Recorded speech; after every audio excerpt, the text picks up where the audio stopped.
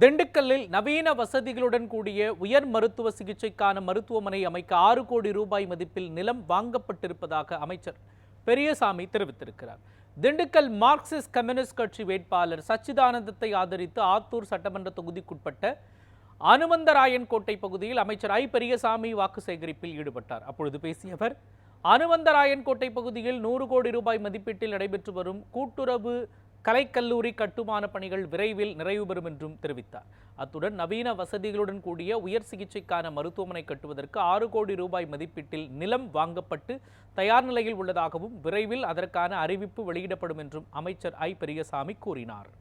ஒரு இஎஸ்ஐ ஆஸ்பத்திரி வருவதற்காக கிட்டத்தட்ட 6 ஏக்கர் நிலம் கொடுத்து 135 கோடி ரூபாய் செலவிலே அதை இன்றைக்கு முயற்சி எடுத்துக் கொண்டிருக்கிறேன்.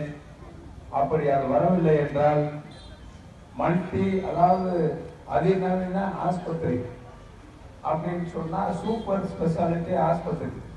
சூப்பர் ஸ்பெஷாலிட்டி ஆஸ்பத்திரினா அப்போலோ, மீனாட்சி மிஷன், இவங்கெல்லாம் சூப்பர் ஸ்பெஷாலிட்டி ஆஸ்பத்திரி. அந்த ஆஸ்பத்திரி கொண்டு வருகின்ற முயற்சியில இருக்கிறேன். கண்டிப்பாக கொண்டு வருவேன். அதுல பாதி வேலை முடிஞ்சாதானே சொல்லணும், அறிவிக்கணும்.